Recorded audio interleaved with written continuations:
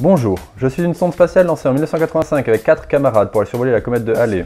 J'ai la forme d'une grosse caisse et les images que je ramène permettront d'observer que le noyau de la comète est en fait une cacahuète sombre de... Non mais attends, je tourne là. Ah merde. Ah merci. On raconte que vers 12 ans, j'ai gardé les chèvres pour mon père, qu'un peintre passant par là me surprit en train de dessiner sur une pierre avec un charbon, et que, émerveillé par mon talent, il aurait décidé de me former dans son atelier. Bonjour. Si cette histoire n'est pas tout à fait sûre, ce qui est probable par contre, c'est que ce peintre, Cimabue, m'a effectivement formé à l'étude de la peinture.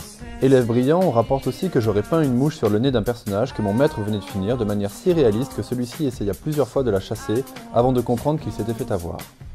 Une fois de plus, il est difficile de vérifier la vérité de cette anecdote, mais elle souligne bien ce qui frappa mes contemporains dans mon style, le réalisme.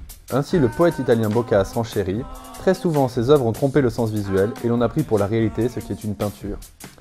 Une autre anecdote raconte que le pape Benoît XI me mit au défi de donner la preuve de mon génie, et que pour y répondre, je me serais alors contenté de tracer un cercle parfait à main levée.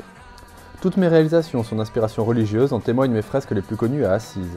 Avec ces fresques qui illustrent la vie de saint François, j'inaugure une manière de peindre nouvelle, qui se fonde sur l'étude de la nature et s'appuie sur l'expressivité des figures que je peins. En effet, rompant avec une peinture qui était jusque-là très hiératique, c'est-à-dire très rigide, je mets l'accent sur les relations entre les personnages en y insufflant un peu de naturalisme. Je réalise aussi de célèbres fresques dans la basilique Saint-Pierre à Rome, mais ce qu'on considère comme mon chef-d'œuvre et le tournant de la peinture européenne, ce sont mes fresques de l'église de l'Arena à Padoue que je réalise autour de mes 40 ans et dont on admirera la simplicité et la dignité merveilleuse. Comme j'aime accumuler les talents, je suis aussi architecte et suis nommé maître d'œuvre de la cathédrale de Florence où je serai enterré, mais surtout à l'édification de son campanile qui porte aujourd'hui mon nom et qu'un critique a qualifié d'une élégance et d'une harmonie incomparables.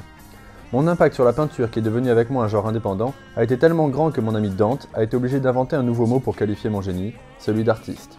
J'ai révolutionné l'art italien et européen, avec moi la peinture italienne bascule dans la Renaissance et je suis un précurseur de l'humanisme en représentant pour la première fois l'espace dans sa tridimensionnalité. Mais je romps aussi avec le byzantisme médiéval, qui était la règle jusque-là, par la sobriété et l'intensité dramatique de la narration des histoires sacrées. J'ai eu au cours de ma vie 8 enfants et de très nombreux élèves et admirateurs, je suis mort riche et célèbre en 1337 à 70 ans.